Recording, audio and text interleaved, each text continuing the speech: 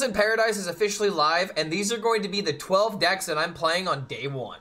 So there are 2 reasons why I'm making this video right now. Number 1, to give you guys some deck ideas in case you don't know which direction to take whatever class you're interested in. But I'm also making this as kind of like a prediction video, because not every single one of these decks is going to be like really good, but there's a couple decks in here that I am very confident are going to be good. So to start out, you know, a little bit with a ballsy prediction, I really do believe that we are going to have a really good Arana Demon Hunter playable, and this is like my take on like a cycle version of this deck that is trying to do something very similar to Rogue right now, where you have like a really good turn 3 to draw a bunch of cards into Gaslight Gatekeeper. Then you have like possibilities of getting like a Playhouse Giant out on the field immediately, and if you add in like all of the patches, the pilot cards that you also draw from your deck when you add 6 other, you know, drawable spells, I think that's a really good way of trying to enable this kind of archetype to where this might be a legitimate deck. There's a couple of different directions we can build this deck, and I've already seen Zeddy's video talking about this deck, so I think there's a couple of people that might be interested in trying to make this a real thing.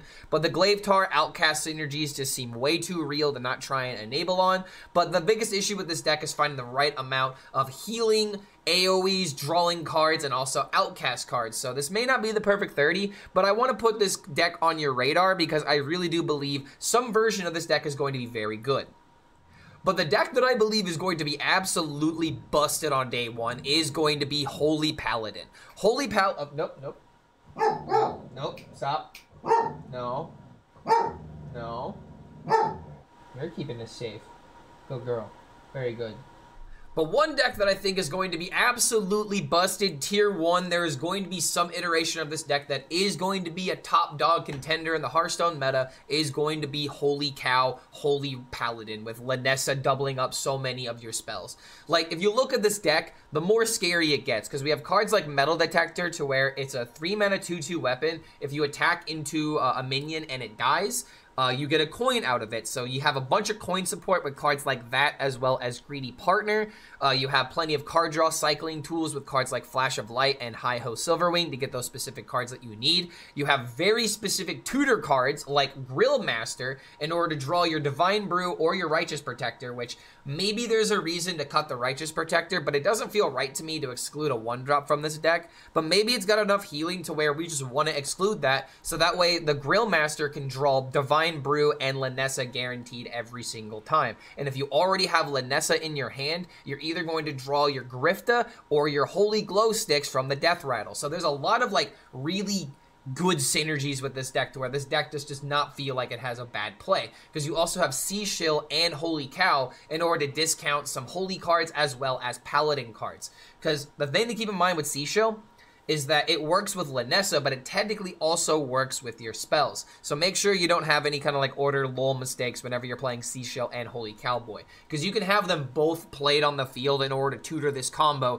to make it happen a lot faster. So I really do believe that Holy Paladin is going to be a top dog, and I really think that my deck is close. Maybe the only card I'm not like 100% sold on is just Righteous Protector. Everything else in this list I feel like should be in here. And just as a reminder, all of these deck codes are available in our Discord, and I'm going to have an Imgur link on the Twitch stream in case you just want to click that and get my opinions on some of these decks. If you just want to come by the Twitch stream over at twitch.tv/ClarkHellScream, and this is probably going to be a deck I really want to play, but I have a scary feeling it is just not going to work. I tried my hardest to build like a Incindius shit rogue, you know, where I'm trying to do like a bunch of like Sonya scams, and one thing that actually occurred to me is that, you know, if I play Incindius into Sonya, 1-mana Scoundrel into Cover Artist for 1 mana, if I Cover Artist an Incindius, I'm going to get another Incindius for free. So I can shuffle 10 of those Eruptions into my deck, and then I can have 3 Incindiuses on the field that buff them up to 4 damage, so now suddenly that's 40 damage that's available in my deck. Now granted, you could just still use like the Valera's Gift poison combo, and I'm also trying to see if maybe Knick-Knack Shack could be good in this kind of archetype with all of the 1-mana cards that are available in this deck.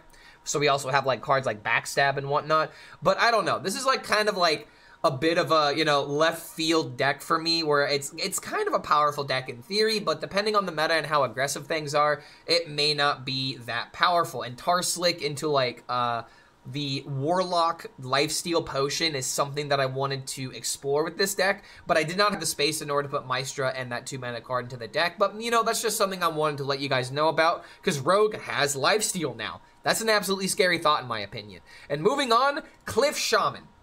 This is a deck I am extremely, extremely excited about. This is the exact same list that I just took from my Theorycraft idea, and I am just running with it right now. Because the idea is that this is like a control shaman. So all you control players, you need to pay attention to this deck, and you need to pay attention to this archetype, because we're not using the Cabaret discount card, unfortunately, since we are trying to take advantage of a card called Cliff Dive.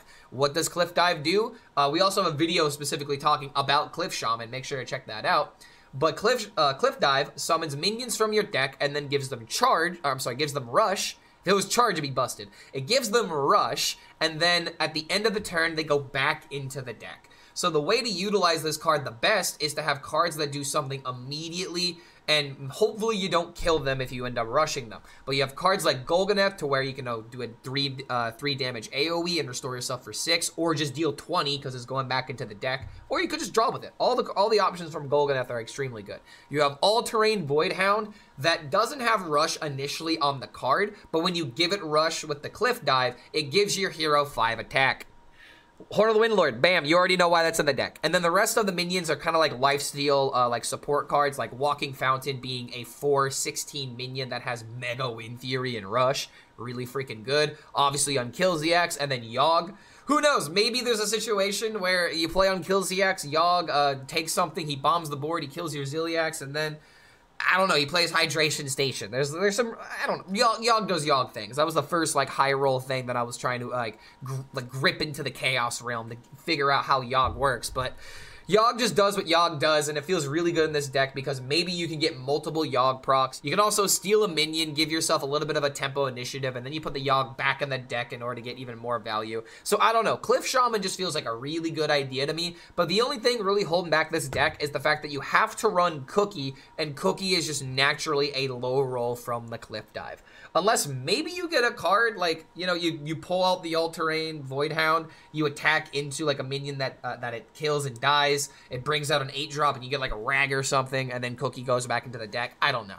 It's a bit of an unfortunate circumstance, but it's like, you know, with Patch's decks and with Barnes decks. Sometimes you just have these unfortunate dyssynergies that you just have to play around. And the next Shaman deck we're going to be talking about is Fury Shaman, because this is trying to use a Cabaret Headliner in the most effective way possible. And the thing I really like about this particular build is that there are a lot of people that are running cards like Cactus Cutter, a lot of Battlecry cards, but if you look at this list in particular, we are really trying to highlight the card Fairy Tale Forest. Now, granted, there is one low roll card, it is Patches, ironically, but the cards we are trying to draw from the Fairy Tale Forest are going to be your Cabaret Headliners as well as your Sand Art Elementals. It is very imperative that you get these cards as quickly as possible, so that way you can enable the most ridiculous OTK that's available in an aggro deck using Sigil of Skydiving, Conductivity. Where's the Conductivity?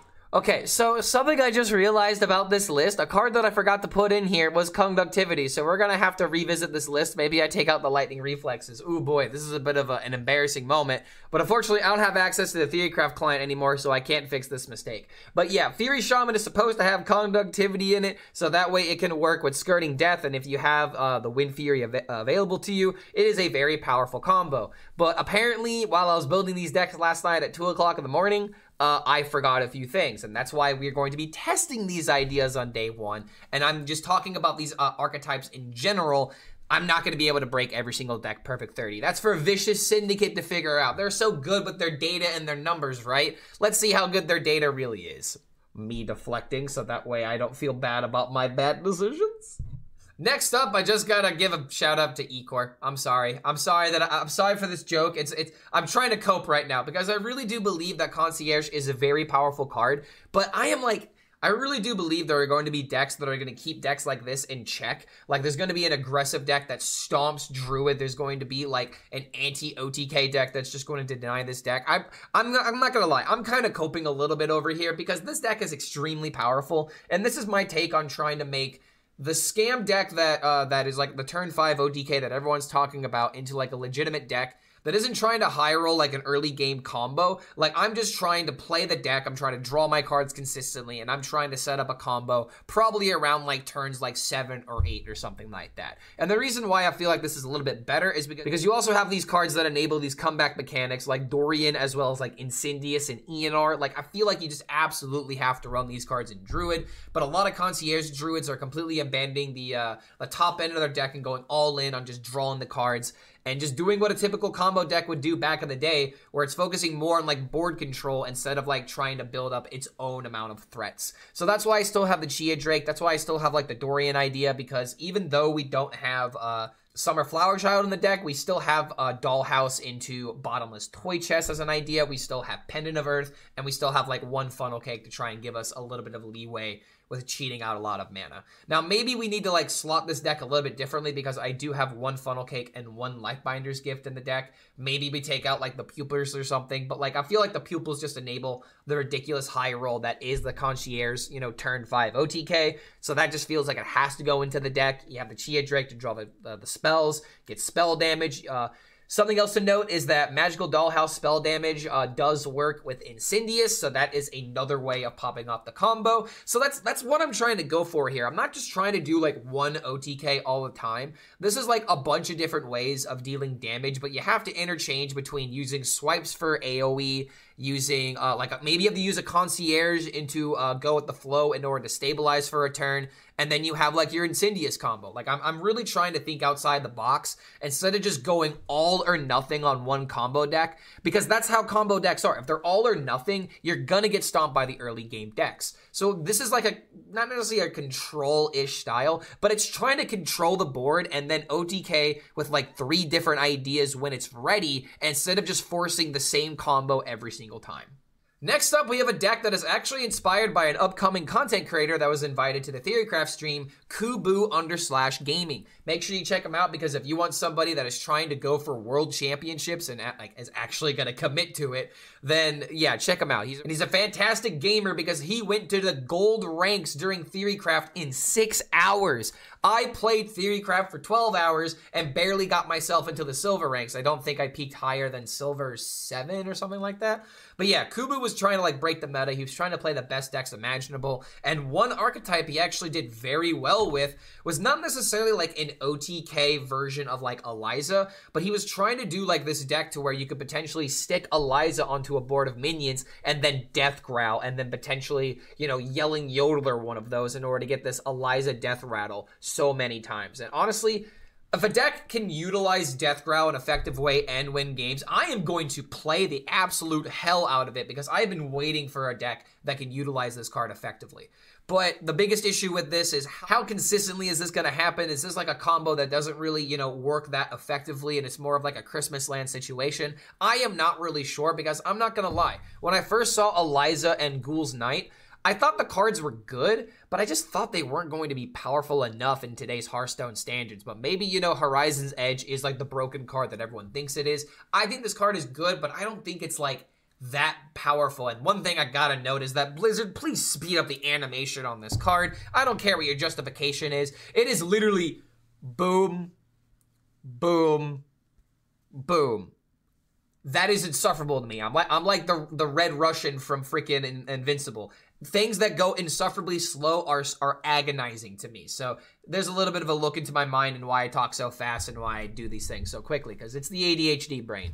But yeah, we have the Primus, we have the Rezka as like our top end, because Rezka with Yelling Yodeler gives us another reason to go in on all these Death Rattle synergies, and I just absolutely love that idea. So we can also enable cards like the Brittle Buccaneer that can give your Death Rattle minions Reborn. So there's just a lot of potential with this deck. I really want to make like 9 attack Ghouls, Knights, minions that can like potentially hit face and win the game. But I really don't know about the potential of this deck. But maybe the card draw from like Acolyte of Death into Crop Rotation into a bunch of these other cards that are hopefully going to stick might be good enough to make this deck powerful. One other card I should probably fit in here though is Grifta, because if I can discount the spells and go for like an Eliza combo, that might be worth running.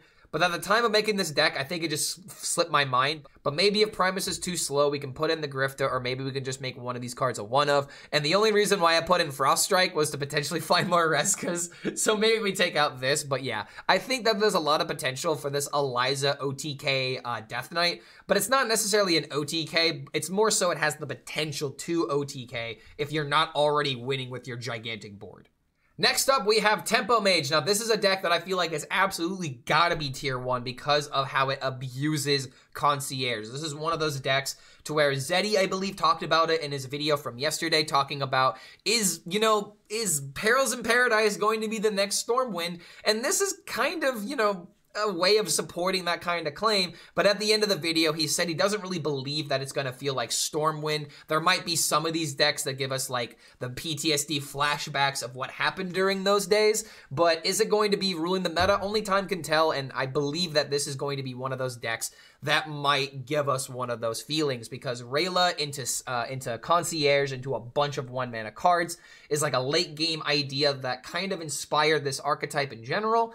But then people just realized that you could just play Concierge on turn 3, play a bunch of cards with like the Seabreeze Chalice and the Divine Bruise. If you play your Life-Saving Aura before you play the Concierge, you get a bunch of Paladin cards, so you can just buff this up to ungodly amounts of stats. You can like play the Coin, play the Pupil, play the Divine Bruise, and then there's a possibility on turn 3, turn 4, that you can play Sea Shanty. It's absolutely crazy if you have the perfect draw to enable this, but it is just absolutely just insane to think about how this is going to be somewhat of a common experience on day 1 if Tempo Mage is the powerhouse deck that I believe it to be. So outside of like Concierge roles, you still have like, Vicious Slither Spear, you have a Primordial Glyph to find these kind of random outs in case you don't have early game tempo with your Miracle Salesmans and your Flame Geysers to deny your opponent the board. But I've also decided to put in cards like Frost Lich Cross Stitch because I feel like it's such a good card, but I couldn't find a reason to run 2 of them. Maybe there's like a card I can cut out in the future, but I feel like this is a card that might be good enough to run into the deck just because it deals damage and it summons a minion. But also, Volleyball, very important card in this archetype because it's a weapon for Mage, for a Tempo Mage that wants to maybe, remove something that might be threatening one of their minions on the field. And it also gives you more ways of abusing the Concierge. So more buffs, more, initiating onto the board. I feel like this is a very powerful thing. And one thing I feel like people are kind of sleeping on might be Wisdom of Norgannon in this deck, because there's a possibility of playing enough spell schools to enable this to a 0-mana card. Obviously, 0-mana draw 2 is good, but when you're enabling that with like Stargaze or Luna top decks, or even like Rayla combos, I feel like 0-mana interactions are obviously busted, right? And that's why you put in, Ziliax as well. There's a lot of minions. You just can pop them off early on. But yeah, Tempo Mage looking like a really scary deck, and I feel like this is my best attempt at trying to make it a meta version of it. But one card I'm not 100% sold on is Elemental Companion. Like, yeah, there's the 33% that you get the card that discounts your spells, but if you don't, even with the spell damage, I don't even know if that's going to be good enough unless it's like later on in the game. So like, only time will tell. Maybe this is like the first card that gets cut, but Kubu kind of inspired me to build this version of Tempo Mage that might be a top dog in this meta for sure. I'm not going to spend too much time talking about this pirate deck because a lot of people have already been posting and talking about it. I feel like everybody that has been keeping an eye on Perils in Paradise decks have definitely seen this and it's on their radar, but just in case you are a newer viewer, Pirate Pirate DH. It is good. It's always going to be good because, why? Charge is good. And if you have a way of enabling like a bunch of charge damage that can deal like 3 damage, it's very effective. And you have South Sea Captain as well as Hosen Roughhouser, which Hosen Roughhouser is a 3-mana 2/4 minion, I believe, that when a friendly pirate attacks, you give it +1/+1. So that is a lot of ways of giving your pirates like +1, +2, +3, even +4 attack, because if you have the Treasure Distributor, the Hosen Roughhouser, as well as the South Sea Captain on the field, you are giving your one attack charge cards 4 attack. So there's just a lot of potential with this deck, especially with the fact that you have Sigil of Skydiving, as well as Dangerous Cliffside, and of course Patches the Pilot, giving you several charge cards to enable this kind of archetype, as well as, just minions with Sea Giants. So it's just going to be a good deck. I feel like this may not be the perfect 30, but it's pretty freaking close.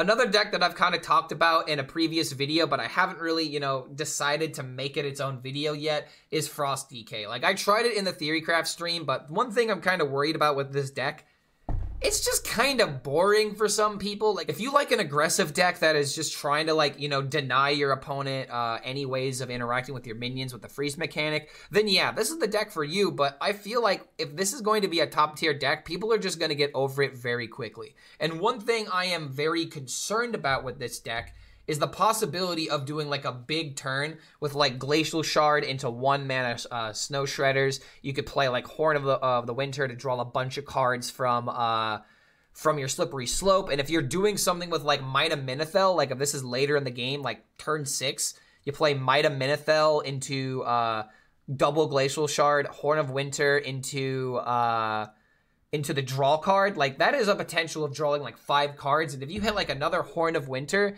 into like your Bone Shredders, like that is a really big tempo swing. So I feel like there's a lot of potential for this deck to not be like the old style it used to be, where it was like play a minion, make the minion bigger, like continually stacking up your board and just making it as sticky as possible. This is like an explosive deck that is trying to do one big turn, and then suddenly it is not going to let up on the field. So I feel like Frost DK has a lot of potential in that aspect, and we put in Frequency Oscillator to kind of enable the explosive turn possibilities with cards like Ziliax, because if you could just stick a board, you could potentially Ziliax by like turn 4 very consistently with this kind of deck. So yeah, Frost DK might be a really good deck, but isn't going to be a deck that the Hearthstone community responds well to?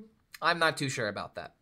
All right, the last 2 decks that we have coming up. This one is definitely the biggest cope for me, but I'm really trying to make Incindius work in Druid. I really think there's a possibility here, and this is, I think, the exact 30-card list that I pulled from my Incindius ideas earlier, but I am really trying to hammer this idea of just going in with spells, playing like oh wait, hold on, there actually is one change I made. I put in Magical Dollhouses because it works extremely well with Rising Waves and Swipes, so that way I can keep myself alive and then enable these ridiculous combos with Dorian, Flower Child, get a bunch of Incindiuses, Freya in order to double the board. Like, we had a lot of really cool highlights with this deck, and I feel like this is going to be an example of maybe a busted Druid that is going to be a fun idea. You know, maybe if this is going to be the top deck in the meta, I am not going to be too upset about it. But yeah, Fire Druid, Incindius OTK, I really like the idea. Is it going to be the best Druid deck? Probably not. But I am really going to try my hardest to make this archetype work, because Incindius is just one of my favorite legendaries. I don't think he's going to be like on top of the meta outside of like some niche decks, but I am really trying to find the best ways of utilizing this legendary. And the last deck that I'll talk about is Custom Warlock. Yeah, Pain Warlock is going to be good. There might be an idea of, you know, cutting the Celestial Projectionist and just going all in with Speaker Stompers. So that way you just do what this deck does best. Play a big board and then give your opponent attacks so that way they can't really utilize, you know, spells to get rid of your giants. This is such an effective way of removing your opponent's options, and Pain Warlock just got so much support in this set that they don't even need to run everything they were given to them. Like, the only really new card that finds its way into this deck is the Party Fiend. Like, this is pretty much the exact same deck, unfortunately, because this archetype is just so powerful. But the Party Fiend is just another way of enabling this sort of just deal damage to yourself and then build up a bunch of big scam turns. And one card I really wanted to fit in here was the Cursed Amulet, but unfortunately I think that kind of has some counter synergies because we don't really have like a lifesteal minion we can throw into this deck, at least not one that I can think of outside of like Ziliax or something like that. If we wanted to go with the 10 mana Ziliax with the Perfect module and the Ticking module, maybe we could utilize that and it's not so bad, or you put it on like Popgar, for example. But I just couldn't figure out a way to really feel good about putting it into the deck, because when I was playing that card, it dealt more damage than it was doing damage. And especially in a meta where people might be freezing you a lot or just denying the minions their attacks, I don't like the idea of a card that just strictly benefits my opponents, even though I am getting a 2-mana +3/+3 buff. So unfortunately, it's very sad that Pain Warlock is on this list with only one new card, but it's a really powerful archetype that I feel like people are going to play to kind of bully the new decks.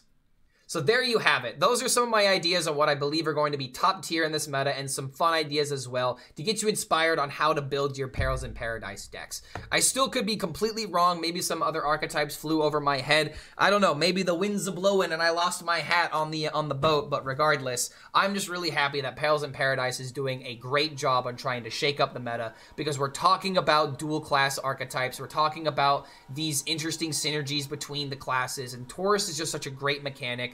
And I'm very happy that Blizzard decided not to make this like, oh, you could pull all the cards from Shaman now, in whatever the class that can pull Shaman cards is. But it's just, I just really like the idea of dual class deck building, and I'm gonna have a lot of fun playing. So if you guys made it to the end of this video, let's comment sheep, because I have a sheep right here on my computer desk, and I love it, and it glows up when it's plugged in. So if you got all the way down here, type sheep.